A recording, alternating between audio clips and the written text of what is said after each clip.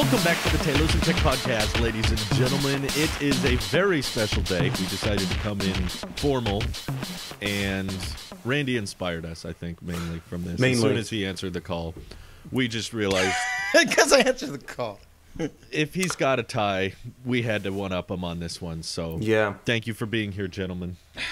Welcome Special to welcome to our Taylosive Podcast annual shareholder meeting, where we are officially on track to becoming the world's best tech podcast news on the interwebs. Gentlemen, always an honor. See. Hey, we were in an Apple podcast, and I will never stop saying that. I mean, an Apple we were in an commercial. Apple advertisement. Take that away. Yes, an official one. I think we need to find a new dead horse to beat at some point in our lives. Air power is dead. A new horse to kill of some kind. No, it needs to already be dead. That's the point of a dead horse. This is the very special. It's not every day you just have your 137th episode. No, this is a big deal. We have to celebrate this monumental achievement. Think of how many podcasts reach it to 137. Many don't. Many don't, but a lot do. Especially the ones. I bet you can't name one. In the tech community, Happy Hour by 9 to 5 Mac. They're on 3 something. In the tech what community, was 137 called? Did they do anything for it? No, actually Exactly. they didn't. we will if I remember recall, this day. No Zach celebration. and Benjamin didn't do anything exciting on the 137th episode, but we are dressed up because we're professionals. Audio listeners, take our word for it. We're very spiffy looking right now. Spiffy. One of us Take is our spiffy word looking. for The it. other two are not. You can decide who's Guys, who you I'm guys, talking you about. guys are looking spiffy. Don't degrade yourself like that. Yeah, Nick. my matching plaid shirt with the I meant it. There's official. no Oh, sarcasm I do here. have an Apple pin though. This is an OG Apple pin from the late 70s. How'd you get that? This Did you get it legally? Yes, legally, I think. My grandpa was Apple rep for a while for some of the school Wow. districts that he worked in, and so Oh, he had that's this cool. old Apple pin that was in the shrink wrap, and a little piece of paper behind it had 1979 stamped on the back, and this is like the classic Apple logo, and I'm just very proud of it. I That got my. reminds me, Apple turned 45. Happy couple days ago. birthday to They made it. Apple! I thought that's why we dressed up today. Oh, Yeah, that was it. That was That's- the main one. That was it. That was it. I got no fancy Apple pen. I got my my Marine Corps tie clasp, military issued. So I'm so cheap I didn't even pay for it. I just never. thank you for your service. You Well, I earned guess- it You paid in other ways. through your service. Oh, that's the most patriotic thing I've ever heard. You didn't Oh, pay in cash. You I paid, paid in in blood. Crypto. oh my god. Speaking of crypto, yeah, cool segue. I see what you're doing at the bottom or in your description there, Drew. Oh, wow. That was Randy actually checks the description. Wow. I feel sorry that What's you've checked going it on? probably that regularly. No, And I feel sorry that the news was so dry that. Well, okay, hang The on, video hang on. was so boring. Wait, your video was so. No, okay. Let he's let trying me to memorize the links in the description. let me explain. I was like, well, Okay. since Drew is changing up his video format, what else is he changing up? Description. Nope. Looks at. Hey, what's that? I had the same mentality of Tesla of there seems to be no real disadvantage to accepting cryptocurrency if someone offers it. Did So, anybody ever offer you crypto or Bitcoin? Elon They did. did, yes. A couple times on Twitter. Elon's offered me Oh, directly. yeah. crypto. Apple did, Mr. Beast did, Bill Gates did, I love it. Obama did. Everybody was offering crypto a while back. Still waiting on those, but I did have someone offer to ask if I had a crypto code the other day. And I was like, there's not really a reason to not accept it as if someone's willing to offer it. So I was like, okay, sure, I'll just put it in the description. But I did not advertise it or bring it up, but Randy did for me, so thank you. Now he Promotion. took the awkward asking of, hey guys, so I actually do accept that. You will get absolutely nothing back, but I appreciate it.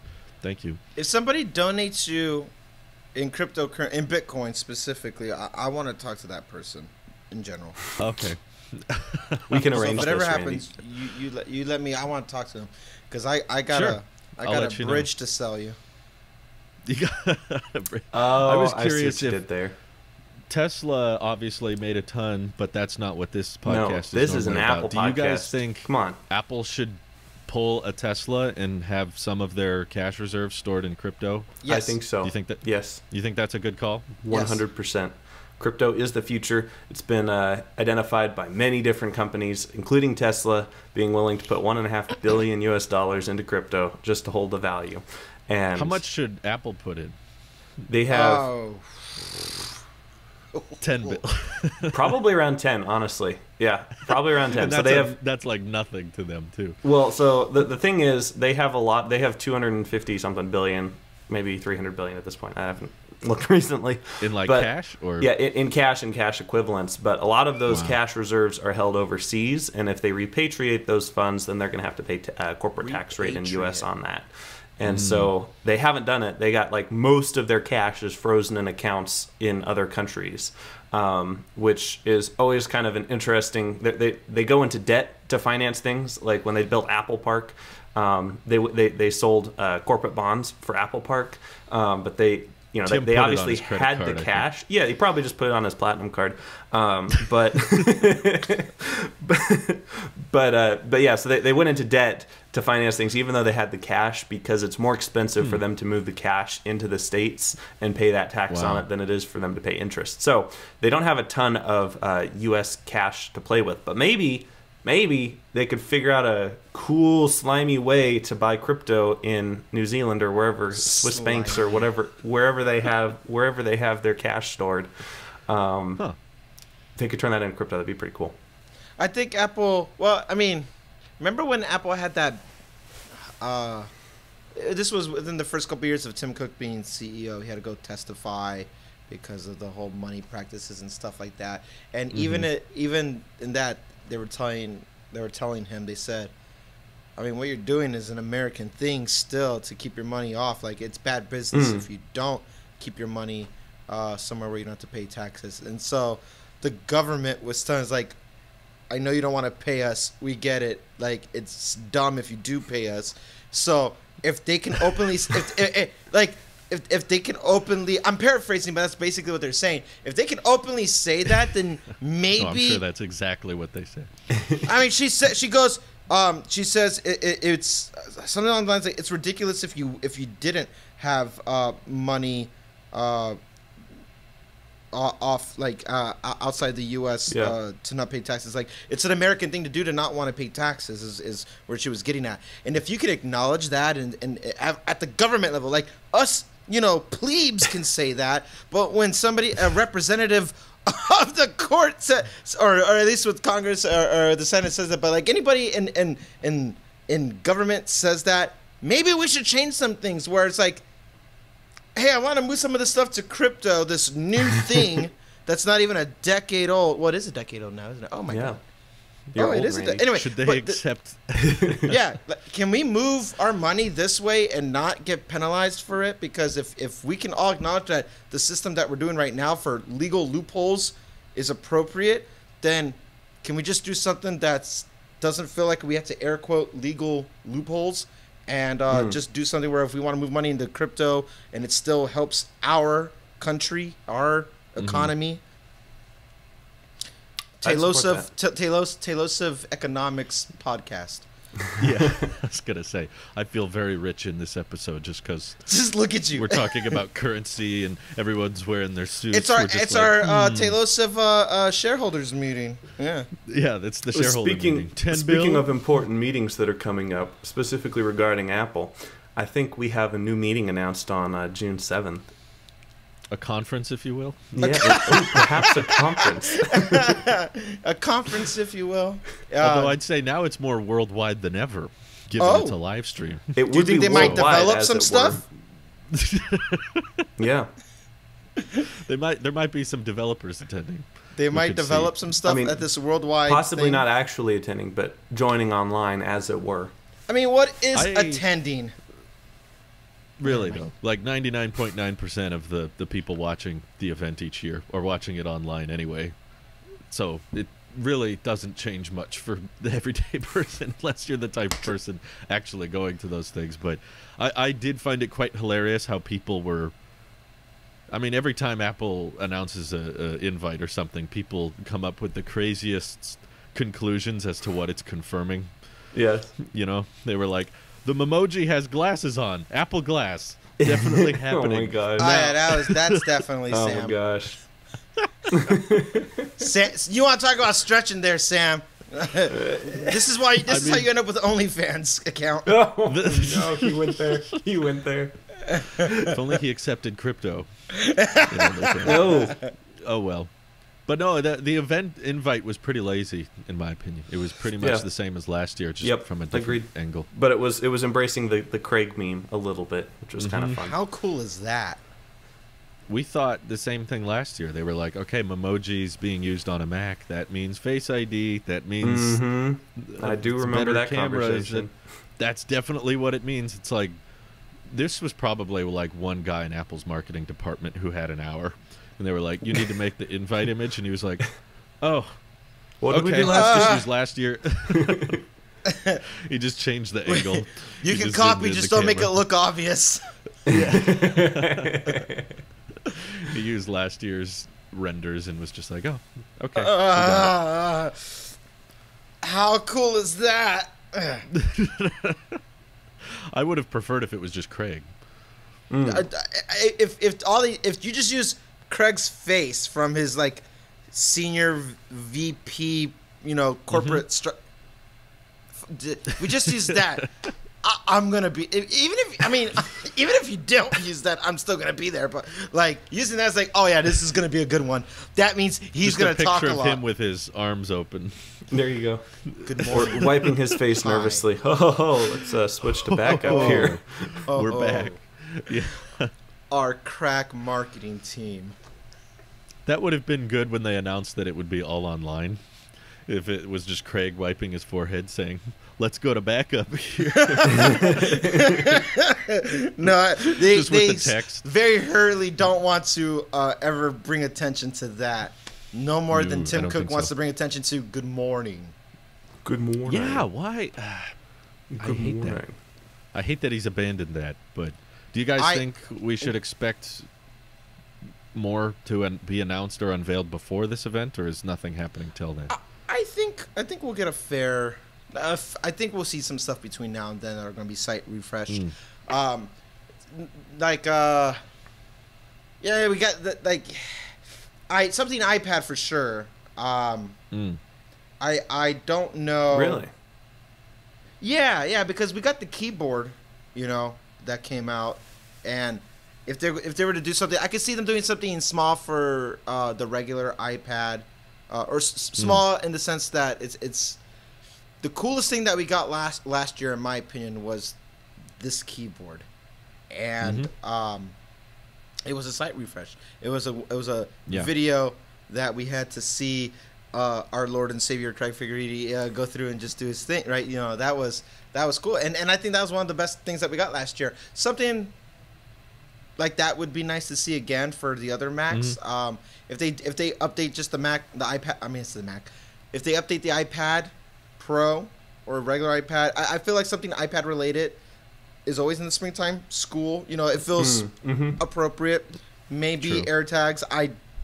At this point, I could care less about AirTags. I don't even know. I'm so tired of saying that word. I'm more tired of saying AirTags than I am AirPower. Yeah, I think I agree with you there. I think I would also agree with you there, because at least AirPower's kind of been dead for 2 years now. Three almost, right? At least Apple officially came forward with a statement saying it's not happening. That wasn't enough for some people. I don't know, but I guess AirTags, Apple hasn't killed off officially yet. Even though they've never said it. Imagine the newsroom post. They're just like, AirTags aren't happening. We never talked about them, but we just want you to know they're not happening. This thing that we never officially announced is not happening. They don't like drawing attention to that, but yeah, it feels very similar to the iPhone SE refresh last year, where I was like, I have very little interest in the hardware itself. I'm just excited for this chapter in the leaks history to be done. be over. Just get it over with. Can we just pull the plug on this? Be like, okay, it's out. We're done now. Because this has been. It's kind of turning into that with Apple Glass. I feel like every event for the past 6 events, I've heard someone say, "This is going to be Apple Glass. See the invite image. See this. It confirms this is happening." It's like, oh my god. But we're probably a good 3-5 years away from the glasses still, so we're going to get a lot more of those rumors and leaks for the next few. Boy, events, can't I wait! Woohoo! Well, by the time it comes out, it'll probably be like, about time. Figured. Can we get it over with? I'm still just AirTag. At this point, I have that same mentality as like, just show it so we can shut up about it. Yeah, exactly. Yep.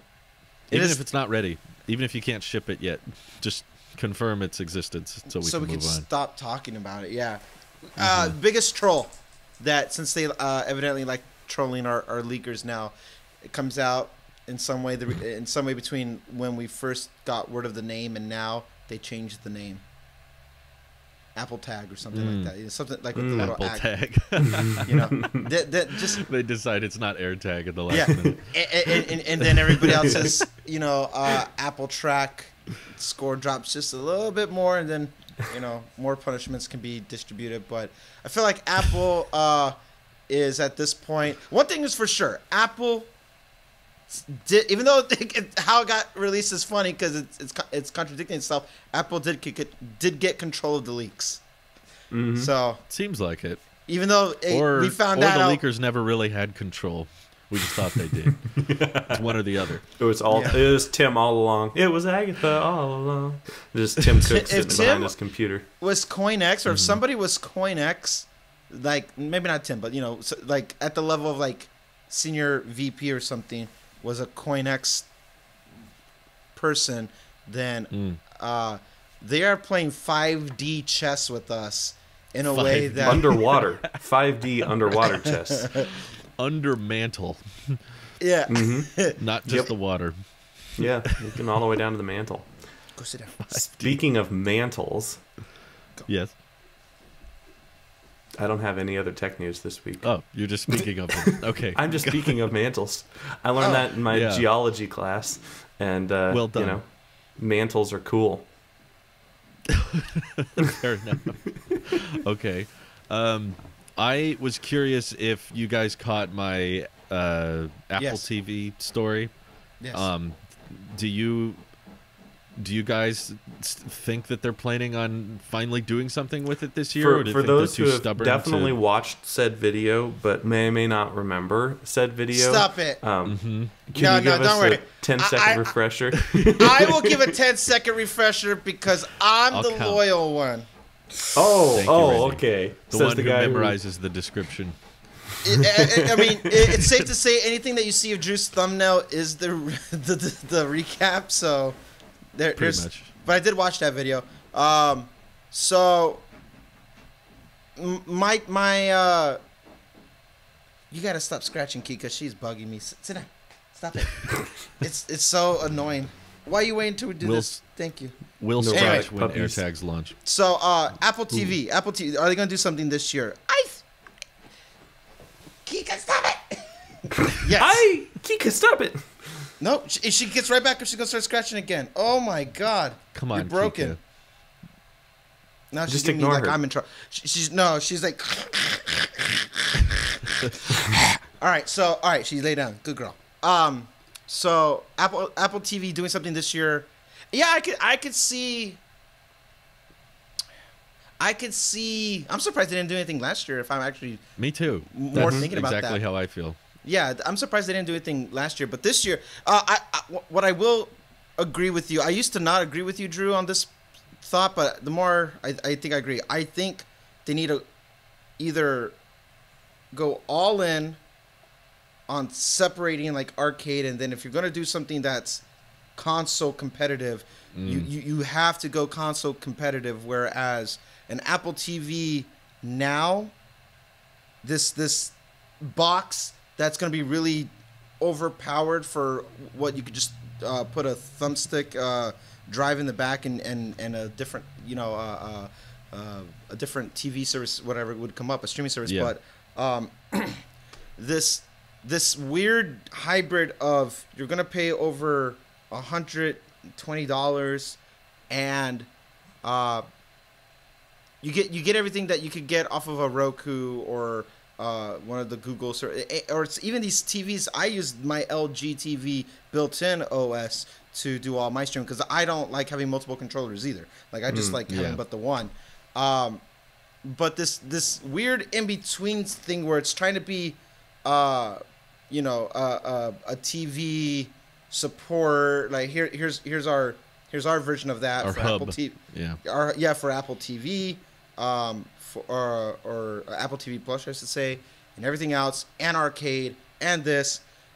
But the controllers and the UI, it feels a bit, like even though it's clean, it's almost counterintuitive with the gestures. But then you can also have a game controller. I think they should split. They should split. Ooh. If they go arcade, if they putting your money where your mouth is. Yeah. You can have it for iPad and iPhone and all that stuff, but then have a dedicated game console, something small but still applicable, and that can live in the realm of that niche market of Nintendo Switch.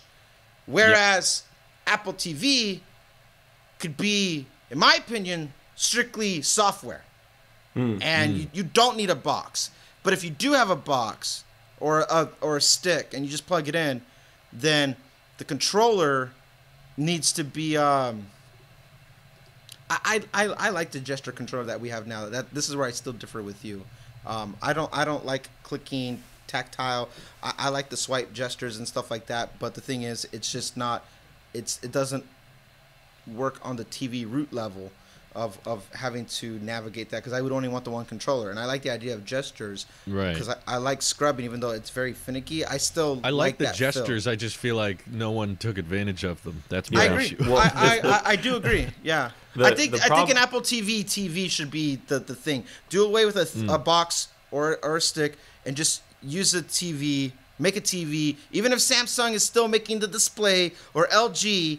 I mean, or TCL or anybody else, but just because you do some collab, throw that good old Apple icon on the bottom center of the TV and call it a day. And now you have a full-on dedicated Apple TV. There you go for that, and then the box becomes a dedicated console that competes not with PlayStation and Xbox, but with something of Switch, Nintendo Switch. That's how they should approach. I like that approach, Randy, but the fundamental problem with the Apple TV we currently have is that it's trying to do two things at once. It's trying to be a streaming box and a gaming console. And it's pretty bad at both. It's pretty bad at both, and I think that's a result of it trying to do both. And all throughout Apple's history, we've seen countless examples of Apple saying, no, this device does one thing, and it does it really well, and this other device does this other thing really well. And the Apple TV is really weird because it's trying to do both at the same time, and we don't see that. Foldable almost. Yeah, exactly. I would say it's a lot like older. Was that the Newton? It was trying to be this PDA thing, and it was trying to be able to take notes and stuff with a stylus. It's trying to be like a foldable today.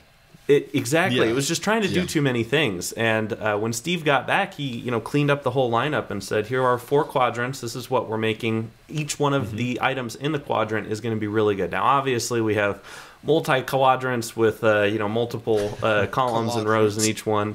But I guess that's not a quadrant if we have more in the quad.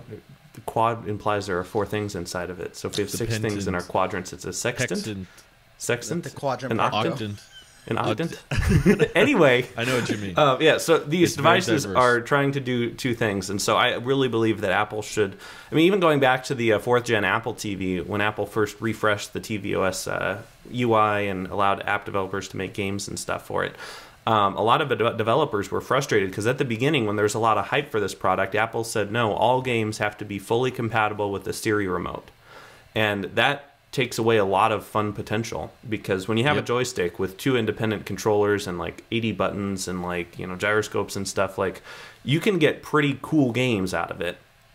And limiting everything to just the Siri remote had a gyroscope, a touchpad, and a few buttons, and that was all. And so a lot of these I think they changed that eventually. They did. But a lot of these Yeah. game developers had a lot of hype and excitement about it, because, you know, Apple gets up on stage and hypes up this new platform, and all the developers like, oh, cool, let's make our app for this. And then Yeah. they quickly found out that it wasn't feasible for, say, Asphalt 8 or whatever, you know, I don't know, whatever games that would probably be better with a control. I think actually Asphalt 8 does work with its Siri remote, but I've done it. It's it's does like, it not work well? I don't know. It kind of reminds me of those little Nintendo Joy-Con games that they Oh, have to yeah, get yeah. really creative of, Yeah. like, oh, you unfold it like this, and except 10 times worse than that. It's like, but I all of those. remember, Go ahead. they had a first-person shooter game that worked on the Siri remote, and you had to like tilt it around on the gyro to walk, and What? also be using the trackpad as you were It was the most confusing thing I'd ever seen, but it was really funny to see a developer attempt to do like a COD game with the Siri remote, and it was like walking around.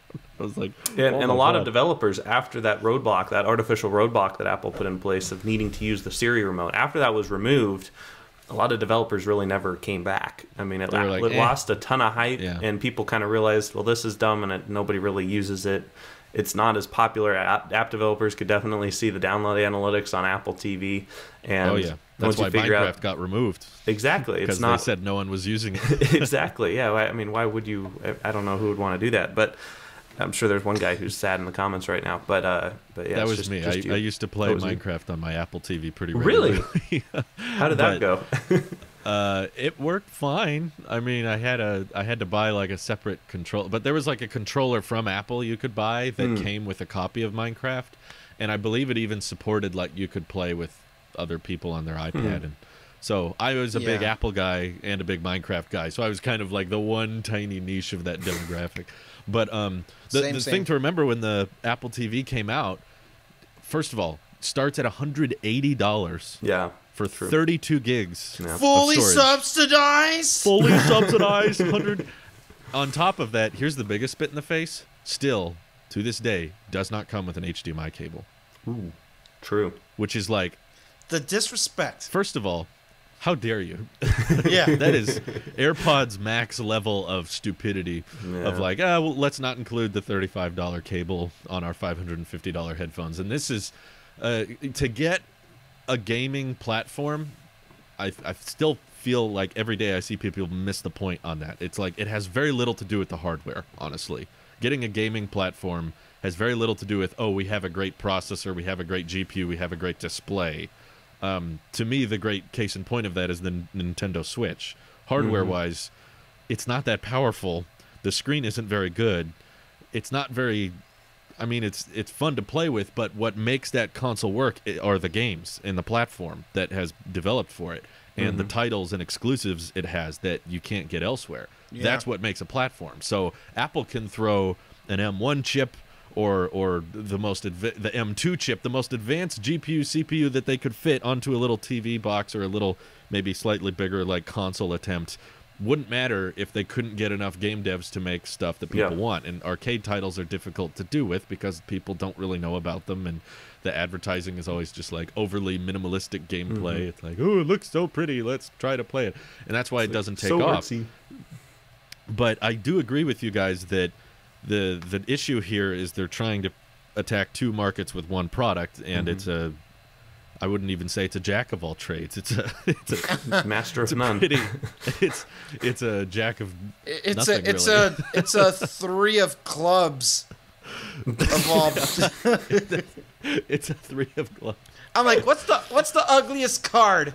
Three of clubs. Pretty much. Three of clubs. The three of clubs is kind of how I would describe the Apple TV. The And Apple TV's a three of clubs. I agree with you that I would be much more inclined to buy a TV if in the future it was like this one runs tvOS. Yeah. And sort of Totally. how Roku has partnered with other smart TVs. Yep. Imagine if you had all of your apps on tvOS, but also some of those tiles was like input 1, input 2, and with I that would one love remote, that. you could swipe to all Oh your my inputs. god, I could, would love that because you would just see it go boom, boom, like boom, because and you could the swipe cleanly, to the Xbox or swipe to whatever. Yeah, I would use it. I would use that to get away from tvOS and go straight into like Netflix or whatever.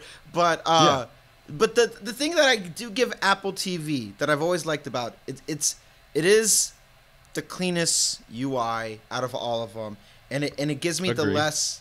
yeah. It gives me the least amount of stress navigating through things. I like the wallpapers that come up over the ones that I get on my LG. I like everything about the UI. The UI is great for big, saturated, minimalistic. Like it's welcoming. It has that Apple feel where it's welcoming, and I'm like, okay, cool. I'm not, and it's very responsive. It's very clean. Right. And that's pretty much where my compliments end. I do like the Siri controller. Same. I like it for what it. I like it for what it was in 2016. I like it for what it was in 2016. I didn't upgrade my TV, my Apple TV from the original. Well, I never got the 4K. I just got Apple TV HD or whatever with that Siri controller. I was like, this is cool for what it was. I thoroughly enjoyed it, but it's not enough. It's not enough for what I would want it to do. I need input changes. I need, if you're going to give me a TV and a controller, it needs to actually replace the whole TV infrastructure that I have set up. It needs to control my sound bar, because right now everything is just automatically paired in Bluetooth with my sound bar and the LG TV. All that needs to be done. If you can fix that, you'll have my business. But right now, I keep everything in LG because it's just cleaner that way. It's not the best, but it's the cleanest. Yeah, the issue with the UI, which I agree with you, tvOS out of all the different smart TV boxes I've seen is very clean, very simple, very elegant, and all the sounds are very satisfying in the settings. Yep. I love that aspect of it, but what's different about tvOS versus like iOS or an iPadOS is we don't really spend much time navigating those menus. It's very much just I get to my app and I play the content, and then the majority of the time it's just playing. True. And there's like, with an iPhone and an iPad, navigating between apps and switching apps and doing different functionality things on it, that's, I would say, a very significant portion of the interaction.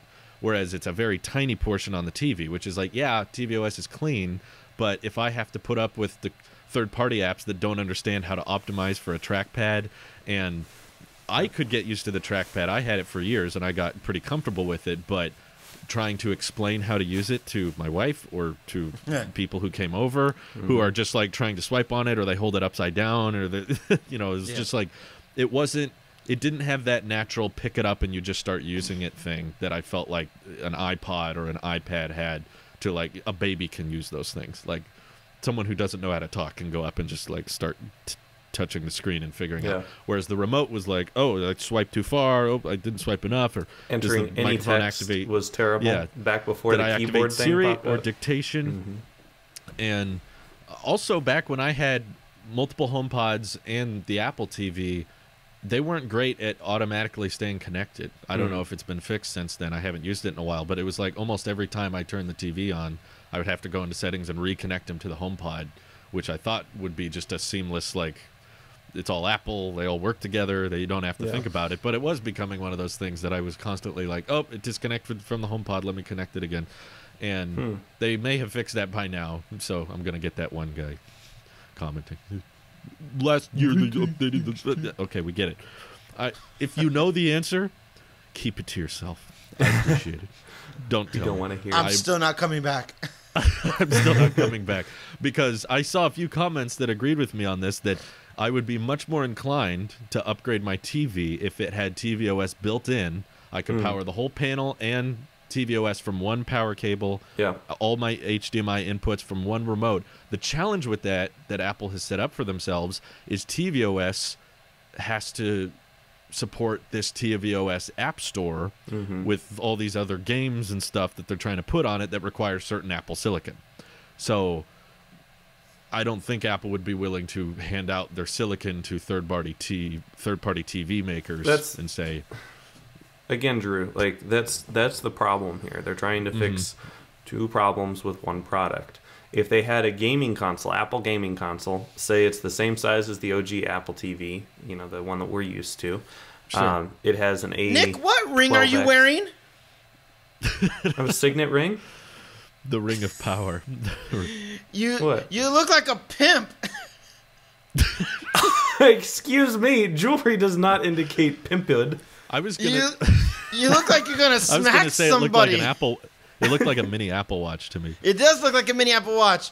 Wait, This ring, stop in the show. This ring was worn by my great grandfather for many years, and now look like I you're wear about to it fire on me. special occasions. You're fired. Okay, you're fired. You're I cannot fired. believe you. Excuse me. You're right, Excuse Nick. me. Though they don't just need a separate piece of hardware for the console. They need a separate platform. Operating system needs to be different too. So because so By they need to God, have. let it they make need to it have. happen. They need to have tvOS integrated into the TV in like a Roku TV type of way, but then they need to have a Apple, you know, gaming box or whatever if they want to continue with the App Store. You plug it in via Thunderbolt 3, and they can talk to each other on a standard that's not HDMI, so you get like better app integration. You know, maybe the TV box can turn on the TV or whatever. You know, because HDMI is fairly limited on what types of data you can pass between the two. And I there's room for it. Like there is room for a really good Apple TV, like actual TV. You know, maybe $500 for like a nice sized, good quality 4K TV with like Apple TV built in. I love that, but you know Apple would never settle for those cheap for $500. The TCL kind. Yeah. Hey, they partnered with LG for their monitor. Yeah, I think they could do would. I something. think they would. I think think they could do Apple's something. smart enough to know that, yeah, while there might be a few people who spend like $1,200, you know, $5,000 on TVs, most people don't really spend more than $1,000 on a TV. I don't know. That's true. I agree, but you got to remember these are the people who made the Pro Display, right? Like these are they can't find a market for just a simple standalone monitor. They have to go overkill. They have to go XDR. Yeah, that's my true. imagination is like if they wanted to partner with someone and put their own OS on another TV, then they would have to make sure it has all the Dolby Vision and all the Atmos and the crazy OLED dynamic range that my TV doesn't have. But I agree. I would hope they would be smart enough to realize, okay, you could do a whole tvOS thing on a $3,000 screen, but no one's going to buy it. But Apple's They whole do need to hit mentality the is price like, point. They've done a fairly good job hitting the price point. Like if you want a streaming gaming box specifically to play Apple Arcade, like $100 isn't bad. I'd agree. $100 isn't bad, but that's not what it costs. It isn't what it costs. How much do these cost? The Apple TV, Yeah, like the 139 4K or something one's like that. 180, 180. Whoa! and it doesn't. I thought it was 99 180 bucks. for 32 gigs with no HDMI cable included. You have to buy that separately. And then they still sell the old Apple TV HD, which cannot do a 4K screen, and that's $150. They have them on the refurb store. I think one of my friends maybe, got but- got it for $100. That's how I was thinking. How much I I don't was think it's the thinking it was. 4K one then. The 4K No, I don't one think it would never be. got I that bought low. my Apple TV certified refurbished. I'm sure they have that. But either way, I don't agree that they hit the price right, especially Okay, when there's sorry, I thought it was $100. streaming sticks and Rokus now that are far below 100. Huh. Fascinating. Yeah, I'm not seeing anything.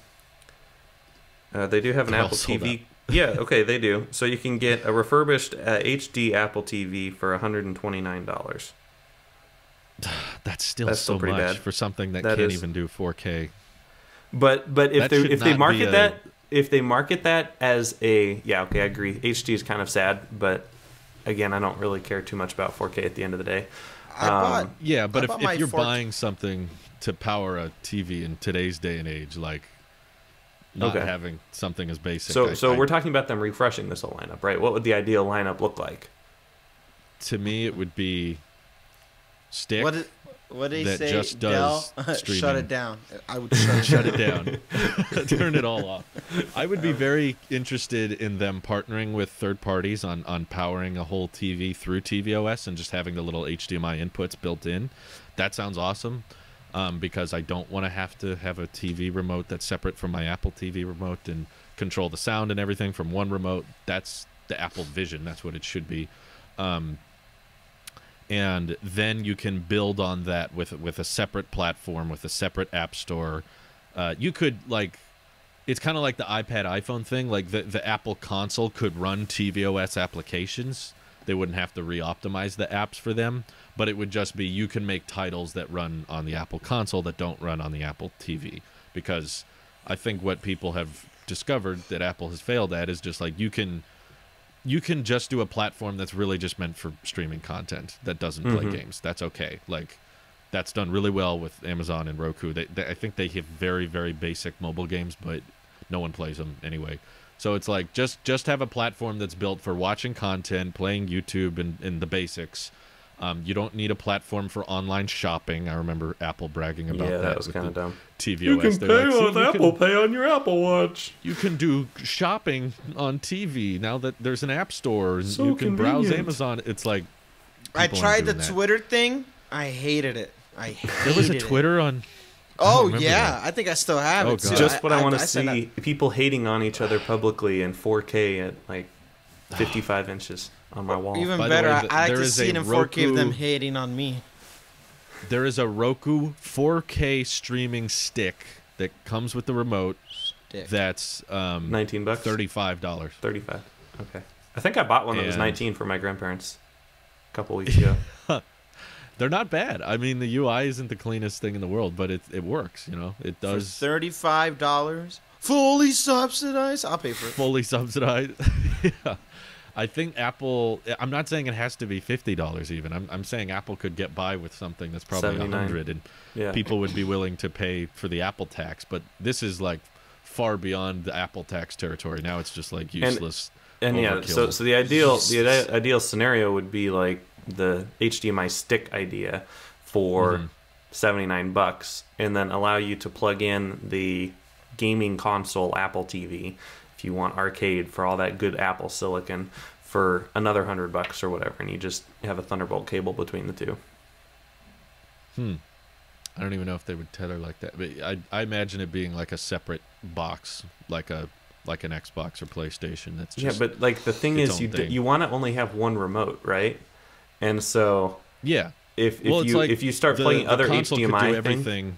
oh okay, I see. I see what you're saying, but Well, the only issue with that is I don't see Apple like making their really powerful silicon go in like dedicated TVs and that. I just don't think Apple Arcade should be on a TV. These are mobile games.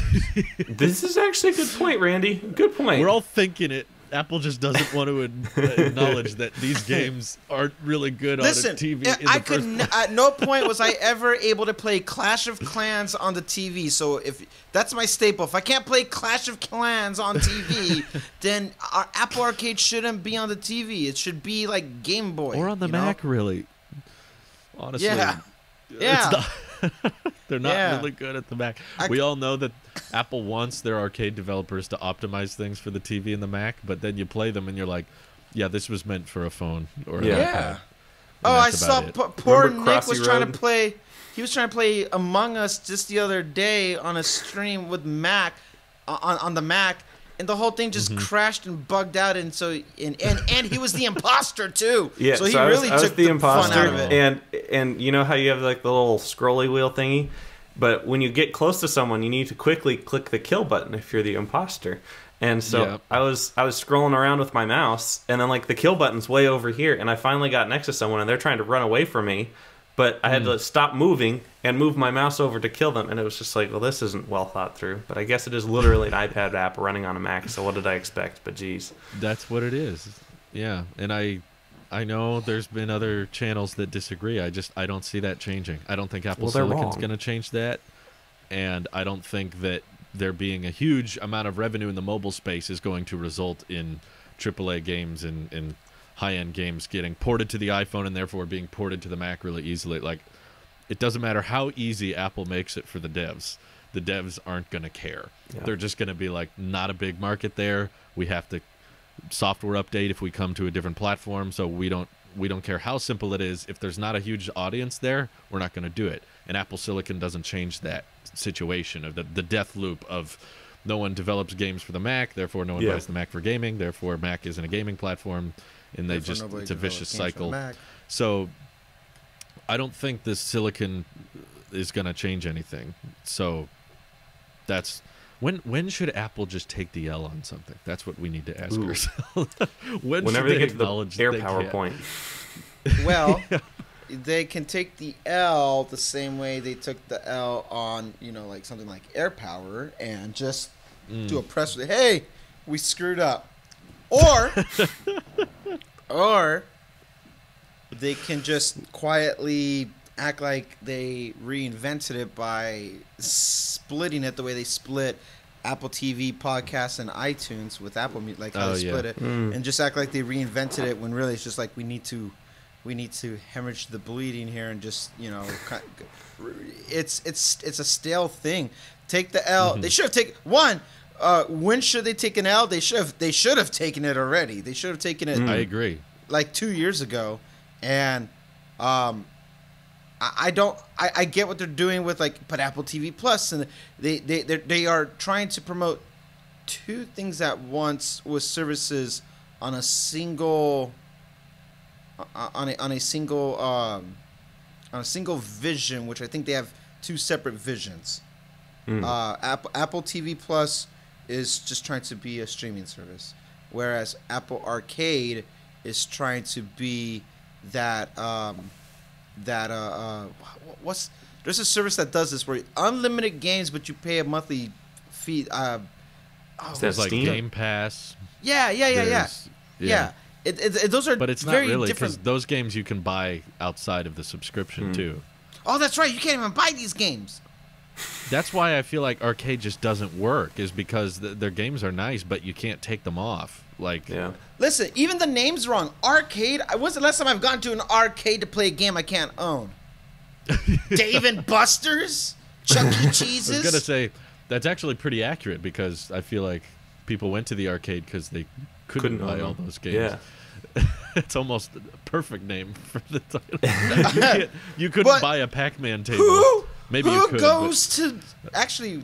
Well, I could. Yeah, people would back in the day, but they're extremely expensive. It was probably really hard to do. Most people just I'm took not trying a to sock buy full an of quarters arcade. and If you're trying to go play Pac-Man, then you get a Nintendo Switch and you get Pac-Man unlocked on Smash Bros, and then that's how you get Pac-Man. I play Pac-Man all the time. What are you talking about? No I arcade just wish you price. could take some of the games off arcade and just that buy would be them kind of once. nice. So I haven't done the free trial of Arcade yet. I actually got an email a couple weeks ago, like, "Hey, you haven't taken your free trial. Use it before it expires." I used it, and then they're asking for another 3 months now. Oh, really? Oh, that's funny.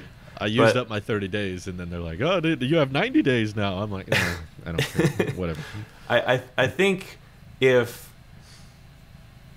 I guess I haven't really done a ton of research. I'm not a huge mobile gamer anyway. I kind of like Among Us for the social aspect of hanging out with people and doing something. But other than that, I really don't play mobile games ever. And so Imposter. it was never for me, I guess. And so I never really took any time to research what Arcade had to offer. Obviously, I saw the keynotes where they demoed the 3 or 4 really beautiful and really cool games that looked way too fantastic and way out of my league. I don't know. I wonder if they were packaged individually. If you could get them all on a monthly subscription for $5 a month or whatever it is, but you could also buy each individual game for 99 cents and just own it just like a regular game. That would be pretty nice. Why not? Why not? Obviously, they're trying to get you in a subscription. That's why. But true. I would like that. They're pushing the monthly model just too hard, I guess. Yeah. It's like we don't want you to even fathom the idea of just liking one of these games. You will like all of them. Like all of it. But yeah, I do also admit that the console market is very saturated and also very competitive right now. So I can also see why Apple's hesitant to kind of separate the two and go all in on the console market, because they'd probably be like, oh, we don't have games that can rival the exclusives that are on PlayStation or Xbox or Nintendo, so why even bother? This isn't going to work out. But like I've always said, I'm interested in Apple pretty much going into any market they want. They're an interesting company, and I like the way they handle software and hardware. So they want to go all out with a console, give like a whole M1 chip just to a gaming platform. I'm like, let's just see what happens. I mean, it might not be super profitable, but I'd be curious. And the most boring thing they can do is when they do nothing with a platform for years and years and don't really make any effort to change it. And that's basically what they've done with Apple TVs. The last time they did anything with it was the iPhone 10 event in September of 2017. Since then, they have not really changed any of the hardware. And even then, with that, that wasn't a major. It was just revisions. It was like 4K now. Is the thing. That was it. That was it. It was the same design. It's the same design language. Event that had the original 4th gen Apple TV, right? Which one? Was it 6? iPhone 6s. iPhone 6s. I'm sorry, iPhone 6s. It was iPhone 6s. I'll look it up. Was it iPhone 7? Maybe it was. It was iPhone 7. Was iPhone 7? I thought it was the year before. I think it's the 6s. I think it's the 6s. Well, that wasn't a success. Oh, it was 2015. 6s. So that was 6s. I was right. Yeah. Bravo. Good job, Nick. So I do remember a thing every once in a while. That was that. We're coming up on 6 years. Yeah. And they haven't fundamentally really changed the UI of it. And I don't think it needs to be changed. Trash can Mac Pro style can't innovate my beep. We're done here. We're done here. We're done here. Beep. And that's why Phil retired. Honestly. He saw the Mac Pro and he was like, I don't need to leave. I'm done. I'm out of here. I'm out of here. Hey, speaking of the Mac Pro, do you guys think that Apple would ever do another modular-like computer? Like, I kind of feel bad for anyone who bought the Mac Pro, and I think we've said that a couple times with the M1 Apple Silicon. But it just feels like Apple really screwed the Pro market. Like, I know that they say, "Oh, we care about the pros, and the pros are passionate and everything." This was like intentional. I literally think it was want a modular, upgradable machine. Obviously, here it is. Obviously, they knew that the Apple Silicon was definitely into development at that point, right? Like, we got that introduced in the summer of 2019, right? So that was... They knew that the Apple Silicon was coming out, and they knew that their path was going to be way better. And so they're just like, yeah, let's just screw the Pro market and say, yeah, here, you want this like really sophisticated, like really cool Intel-based system that is expandable with only GPUs that we'll support, and we're going to wait like 2 or 3 generations before we'll support other GPUs because, you know, reasons of Apple. And and then, we're going to charge you $50,000 for it, and here's a beautiful monitor. And then less than 18 months later, they'll announce a Mac Mini that smokes it for $700. Like, that is just the ultimate middle finger to the Pro market. And I'd feel bad for anyone who was like excited about the Mac Pro, and I kind of am looking forward to the M1 version of the Mac Pro. They had a few months of happiness, I feel like. But like for $50,000, right. I literally have it tied to like, adjust. Most people probably didn't get that model. I mean, I bet the most popular models were north of 10,000 still. Yeah, about 10 to 15 seems to be pretty standard. Because the base model was pretty atrocious spec-wise. 256 gigabytes of fast SSD. Just like pretty much any Mac Pro that was under 10,000, you were probably better off getting an iMac Pro anyway. So you had to kind of spend up higher and higher. iMac Pro, what's that? Oh yeah, that's completely gone now. Huh? It's not even on the little menu bar anymore. But yeah, I as soon as you said screwed the Pro market, it made me imagine them like, okay, they want the modularity, they want the upgradability, they want all that. Let's just give it to them, but for insanely expensive, and then like a year later make it completely worthless. Exactly. Just like that's what I mean. Completely destroy it with our own silicon that is probably not going to be very upgradable and probably won't let you. You could probably add a little bit to the upcoming Mac Pro, but I doubt it'll be as modular as the last one. And you're right. The power efficiency and the performance is probably going to be far better than whatever in a Intel was capable of. $589 Mac Mini, which is available on the Apple refurbished store right now, M1, Yeah. you can smoke a $10,000 to $15,000 Mac Pro, not iMac Pro. I don't know Mac if you Pro. can smoke it. In Still- render times, in export times. You probably cook my- it, but I don't think you can smoke it. Okay. iMac Pro still exported faster than the M1 I had. So I imagine those 10 to 15 iMac Pros still had some advantages, but I don't think it's the Mac in Mini video-related, necessarily. like, encoding type things, I think it was quite a bit faster. Possibly. At least I got that game for Mini- $700. Like, what's that? Like, or Yeah. $500? That's literally like 1/30 Okay, of the Drew, price. you're not doing 4K anymore anyway, so you're fine. It's okay. Yeah. I it's did gonna... yesterday. You're not paying close enough attention. Ooh. I don't have 4K on the phone. I wouldn't know. Yeah, you can. You can set it to. YouTube supports that. Why would Yeah. anybody want to do that, though? I don't know. I don't know. Just want to waste your internet connection or battery life. Why would anyone read the description links? I don't know. All I'm saying is Mac Because Mini I want to know M1 who Drew is when I'm not watching him, or when he thinks no one's watching him. Who's Drew when he thinks nobody's watching Who is him? Drew. Oh, guy he's in a tux. he's a The crypto M1 Mac Mini is addict. not. It doesn't smoke the expensive Mac Pros, but it is a. It's like loading the gun that's being pointed at the Mac Pro fans. It's like, this is what a $700 Apple Silicon Yeah. Mac does. Okay, that's fair. Can't wait till we pull the trigger on the actual Mac Pro that's supposed to come Yeah. out before. This not isn't this summer, even but my next final summer. form. Right. Now that they're seeing the silicon and they're like, oh, crap. The difference is there, but it's very small now. It's like, oh, dang, the Mac Pro is a little bit faster. You should but see not us when we start substantially. trying. Once we start trying, now all the Mac Pro fans are going to be like, well, I mean, That was at fun. least from what I can recall, the reason people liked upgradable machines or modular machines was because they could buy one and just upgrade individual components as time went on, right? It was supposed to be like a longevity Yep. argument of when I want to That's add what I more mean. storage. Screwing the pros. Yeah, you can add more GPU, so you're like, cool, I'm going to buy this really heavy-duty machine, and it's modular, so I can upgrade it down the line, and I can update it, and as if I want to improve one aspect of it, I can. I don't have to buy a whole new machine. And now it's like, all that is kind of pointless, because if you can buy something that's a fraction of the price, that's substantially faster, why would you spend more money on an Intel Mac Pro that is still going to be slower when you could spend that money towards just an Apple Silicon Mac Pro that'll be far faster, less upgradable, but less reasons to upgrade it in the future anyway. So it does kind of feel like it was almost intentionally to screw them over.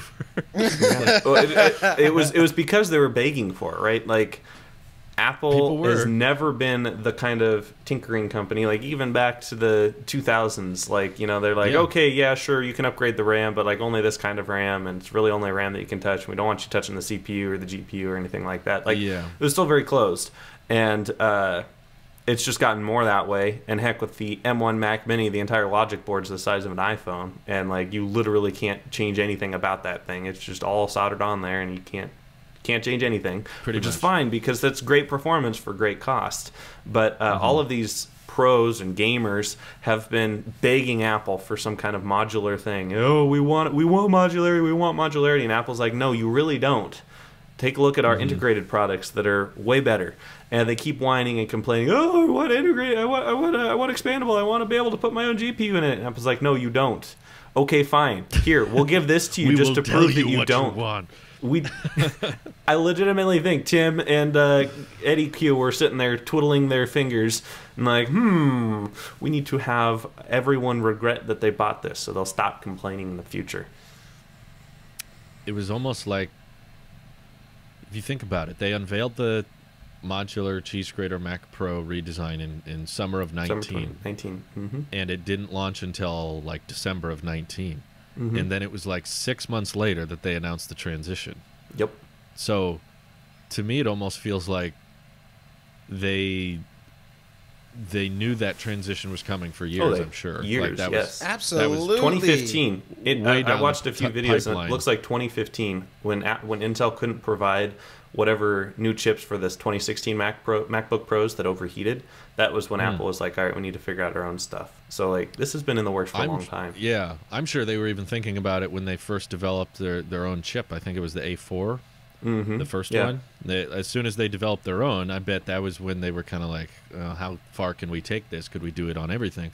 So yeah, I'm sure that announcement in 2020 was likely the plan all along, and they knew that unveiling the Mac Pro and its modularity. So it was in a way kind of a stopgap. It was just like, maybe, well, if we're gonna do a Mac Pro refresh after the trash can, we got to get it out before the Apple Silicon announcement, otherwise no one will want it.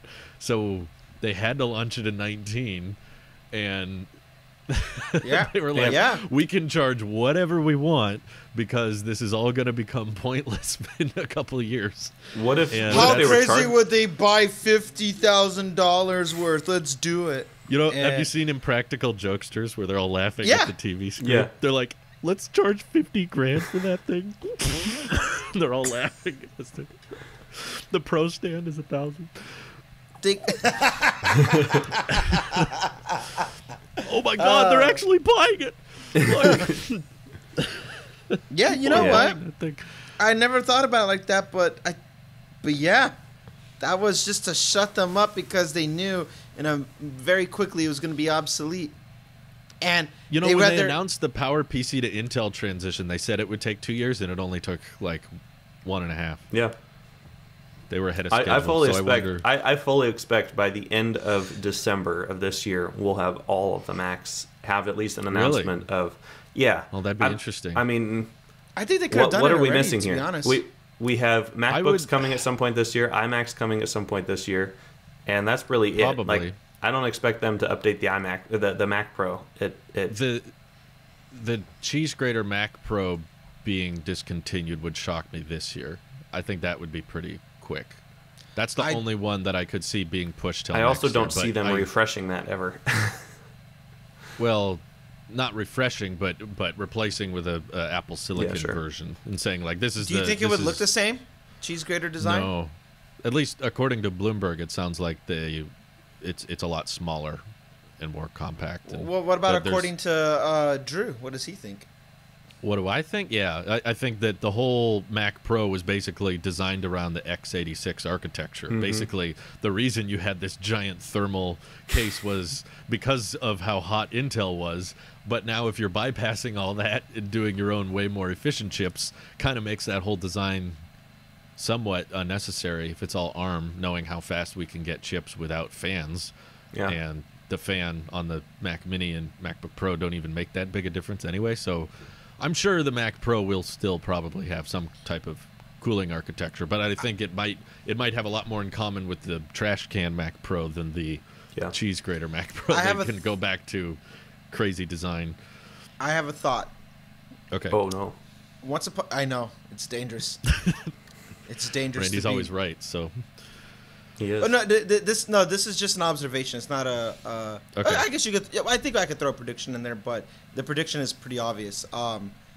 So, Apple used to let that the Pro market have access and let it be modular, upgrade the specs. You can open it from the side. You can open it from the top. The cube lets you have the handle. The stand drop down from the side. Like you had all these. Even iMac at least in the back you can get into the RAM. And the OG Mac. The Mac. Go ahead. Yeah, the 128K original Macintosh was, you could upgrade the hard drive. There wasn't a hard drive. It was somehow upgradable. There was no hard drive. Yeah. Anyway, but they used to be more open. Yeah. They used to be open, and they did it because they knew that's what people wanted, you know. And it kind of always went against their design philosophy, where they want to completely integrate it, seamless, and you plug it in and it works. And that's it. But they knew people wanted access to that stuff, so they gave it to them. and they made it easy too. They used it as like almost like a feature. Look how easy you can access. Just drop it from the side. Here you go. Pull it from the handle. Here you go. You had access to do all this stuff. But then iPhone came out. And when iPhone came out, that became one of them. iPhone became the bread and butter of revenue, of income, and all that stuff. No longer the Macintosh or the Mac line.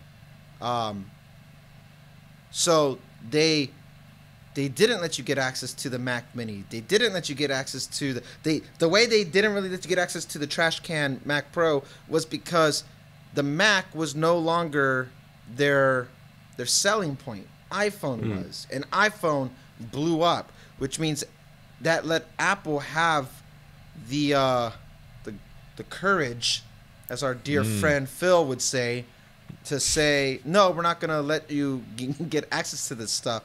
And if it wasn't for the success of iPhone, we would still be able to have root access to a lot of these computers and stuff like that.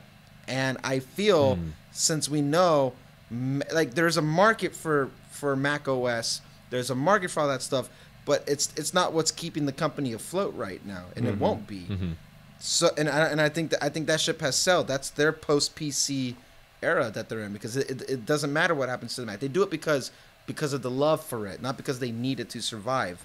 With that, we just bridged that gap even more, now doing more things in-house with their Apple Silicon, that I don't think Mac Pro is going to be, if at all, ever modular, because they can afford to say, no, screw that, we're not going to do it, just for the sake of that. They want to keep it seamless and integrated, even though the Pro consumers, I want access to it, and they're going to say no because their bargaining chip is that it's not going to hurt the company. Back then, and it's our silicon. That's the selling point. Back then, it was almost a necessity because they were almost bankrupt. That they spent years trying to recover. They had to cater to the customer, even when they probably didn't want to. They had to, and it changed when iPhone came out. iPhone changed the trajectory of what for the company just staying healthy, vibrant, alive, and thriving. And I think now, what we see Apple's utility with these chips, Mac Pro, the days of anything being modular are done, is my opinion. Even for a Mac Pro, the Mac Pro is going to sell with the Apple Silicon. It's going to sell because of all the extra power and all the stuff that they're going to put in there, but they're going to also make the difference here is it'll be like unmatched. Like the difference with Intel was that other companies could basically use those same chips, and the performance gains were pretty debatable between custom PC and Mac. It was like, the PC was ahead here and cheaper here because you had all these other parts you can use, but Apple Silicon's not going to be available to those custom PC builds. So that's another question I wanted to ask you about, like the pricing of the Mac Pro.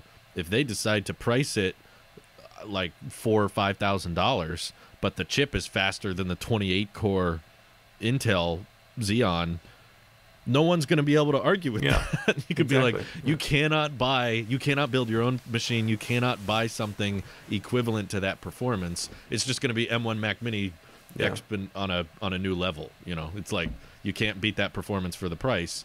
And we have that right now with a price per dollar. We have that price per dollar now with a $700 Mac. Price per dollar. And you guys got to stop with this price per dollar thing.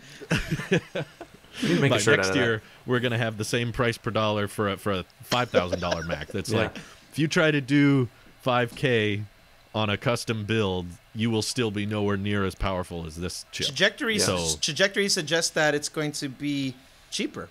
No, I would say that's a good question. How much do you guys think these new MacBook Pros / M1X chips are gonna, you think they're going to be the same price or a little bit cheaper, and by how much? I think MacBook Pros will be the same because it sounds like to me, from what we're hearing with this unicorn MacBook of mini LED and the HDMI that's right, LED SD card. They're going to save some money by switching to their own silicon and then eat it right back up again with the display panel. Or you're right. As Apple could always do, they could pack in just better specs to make it justify the cost. So now the default storage is 1 terabyte instead of 512. So I think that the value will be substantially better than now, but the actual starting price won't change. I think 16-inch MacBook Pro starting at $2,400 probably still going to be there, but it'll be substantially better than the current. It'll be way faster. It'll look way better. It'll have a better screen, probably more ports. It's the Mac Pro that I'm very curious if they're going to keep the pricing where it is, because the pricing on the current Mac Pro is like insane. So if that didn't have Intel in it, that's what I wanted to ask you guys. Like, do you think it'll be cheaper. The next Mac Pro will be a lot cheaper? Yes. How cheap we talking? iMac Pro replacement. So 5,000 starting? In my Mac Pro replacement, right? So completely Apple Silicon version of Mac Pro. Probably starting around 2,000 and topping out about 8,000. Whoa, likely 2,000. Yeah. So if you look at guys, there is so much room inside of. I didn't know you're gonna go that direction. Well, I mean, why the not? trash can started at 3. Yeah. Okay. Well, it's gonna be. That was component like 10 cost years ago. has come down, right? Like it's SSD storage is not what it used to be. We found out that with the M1 chips, at least, you really don't need a ton of RAM. You need a little bit, but maybe for more professional workflows, people would feel more comfortable with 16 or 32 gigs. But it's not like you need 512 gigabytes of RAM anymore. You know, Apple's very efficient with that, and their SSDs are so fast, swapping is almost not a problem anymore. And I think if they were to be smart with reusing some of the old designs that they have, maybe, just bring back the trash can Mac Pro. And don't put a fan in it, and just put the M1X in it. Like, why not? Like, okay, the whole design is a big thermal. Yeah, can't the whole design is kind innovate of my. pointless without a fan. Yeah, no, totally. Like, this is what becomes Apple literally Silicon a has trash done. can. Like, Apple Silicon has taken a lot of the complexity out of computer design. If you think back, like, Steve really wanted to fit computers into smaller spaces. Think like the 2004 iMac, the one with like the little neck and the flat panel that moved around. Like, he had to fit an entire G4 computer, a DVD drive, and a big hard drive in this little itsy bitsy base. And it's all very compact and stuff.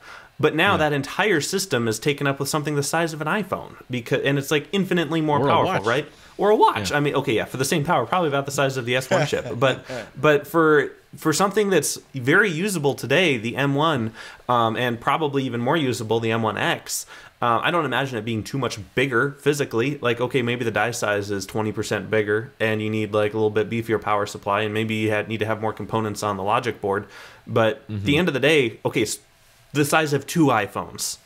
Wow, doubled the size of the logic board. They'll very easily fit in any of these classic designs, such as the 2013 Trash Can Mac Pro.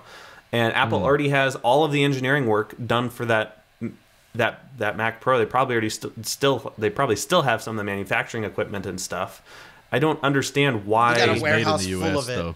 Yeah, like what's stopping them? I mean, okay, maybe they don't want to bring out the classic design, anodize it in space aluminum or something, Wait, instead Nick, of space are you gray. saying take an old design and just put new stuff in it? Yeah, basically. Like, Apple, come on, get on this. Like, the Trash Can Mac Pro would be a perfect combination for this, because it's small enough, but yet still big enough, and I don't know. All right. It would be it'd be perfect. I like It'd the be thought perfect. process, but I disagree. I would rather them come up with something new entirely. Oh, you're Whether just a it be- bored Apple you sheep could over put- there, Drew. Yeah. Come on. You could put That is- a Randy, Mac stop. Pro. Randy, stop. Hold I on. want to hear You what could Drew put has to say. Just mine's a You quickie. can go first. That's fine.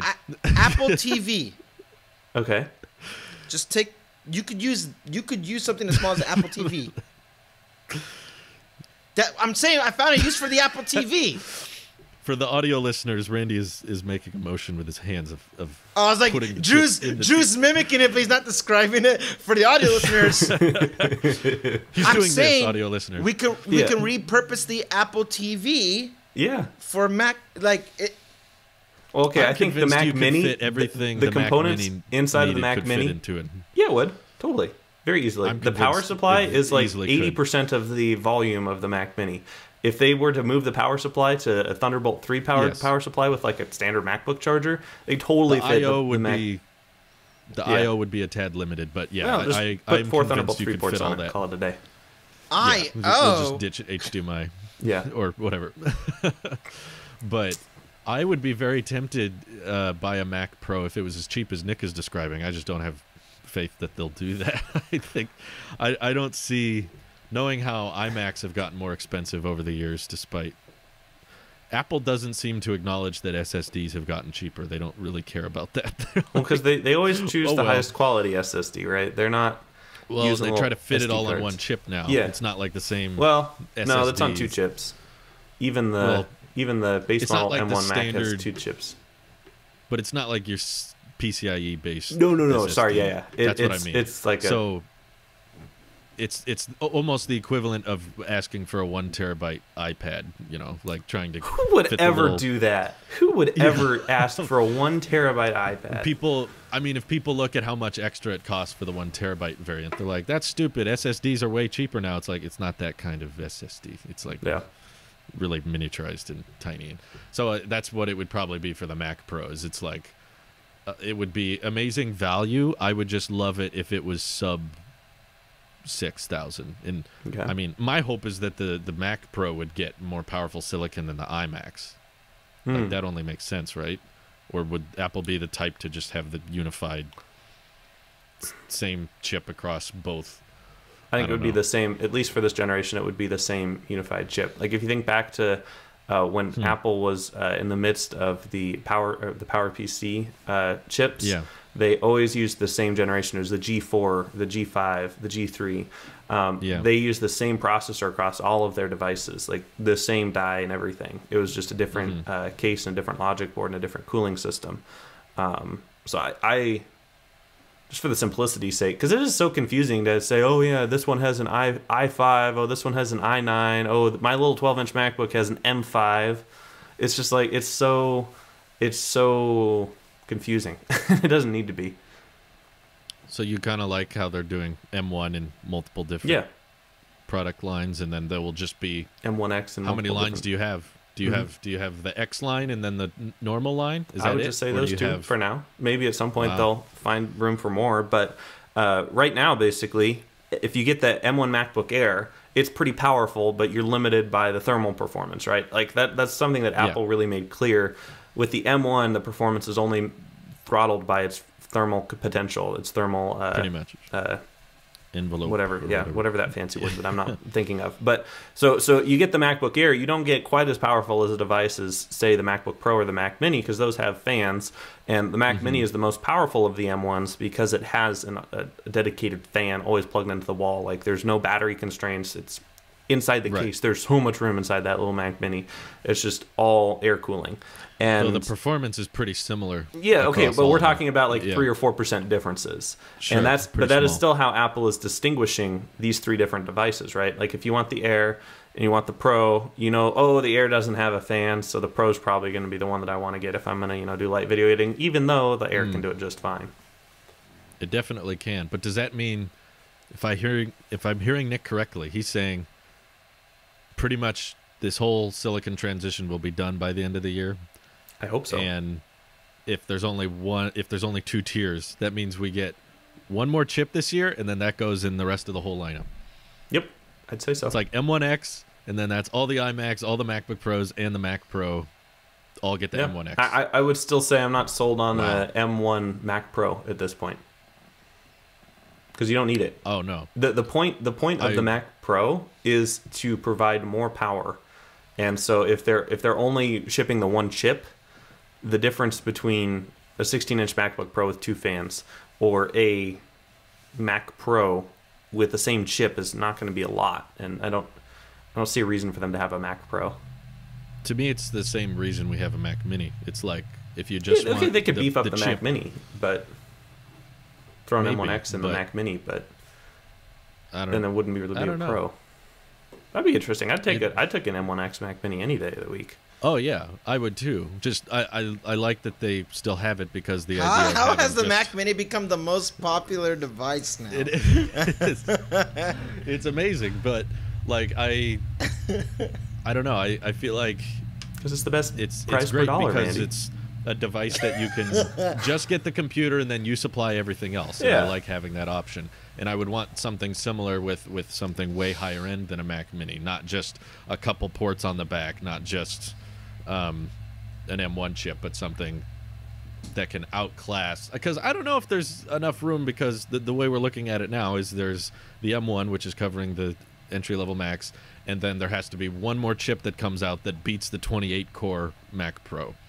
I feel like that's going to be kind of a very big jump, or not, or the jump to the M1X probably won't be You're enough to cover thinking in the every box, Mac Pro. Drew. You got to get outside the box. No, You're thinking Randy, I in do. scope of Intel. It's all one chip. No, I'm with Yeah. Nick on this. I get it. I get it. Like, Just, I just, get the, just think back to the quadrants. What if, hypothetical, what if we really do just go back to the quadrants? We have MacBook Air for the portable professional with an M1 chip, or portable consumer with the M1 chip, and then MacBook Pro with the M1X chip for the portable professional. And then we have... What about the 2-port MacBook Pro? Get rid of that. I don't know why that exists still. This That doesn't is- support the quadrant theory. Okay, fine. Delete the entire lineup and just have 4 devices. Delete everything, Got it. actually. Just delete all of Apple and we'll all We're go back to starting Intel. fresh. Intel has Okay. told us that they are worthy of our business somehow through copious amounts of advertising. We've been wanting them Justin to start. Long was just so good. He is such a... Let's close up Apple. We're done. I think if we've been wanting Apple to change their naming scheme forever for refreshing. Just drop MacBook, MacBook Pro, iPad, iPad. What's this mini nonsense? There's your We quadrant. need It's just not quadrant. Mac. They just Just need Mac. Oh, That's could it. you imagine? Just a tower. Could Just you a tiny imagine? little tower. That's just that the powers new- everything. I would love that. Just Mac. I still want to see a Mac Nano that looks like a HDMI thumb drive that plugs into your back of your That'd be monitor, kinda and cool. it's just a whole Mac. I still Apple want Mac. that. Apple Mac. You could just be like, I want a Mac Mac on that screen. Done. Plug in. Did you see Instead that of like, Raspberry oh, I gotta Pi get this that has Mac Mini. it's like built into a keyboard?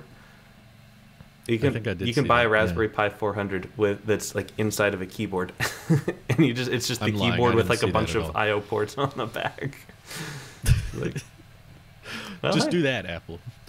Be Yeah. a $1,000 keyboard. Just bring back the classic Apple II with the keyboard computer combo. Yes. Well, there you have it. Cheese Grater Mac Pro owners, you were directly screwed intentionally. By Tim Cook personally. It was personal. They did this to spite you, and you fell for it. We apologize. Suckers. Thank you all for watching. Have a great week. Have a Bye-bye. great week, guys. Take care. Bye.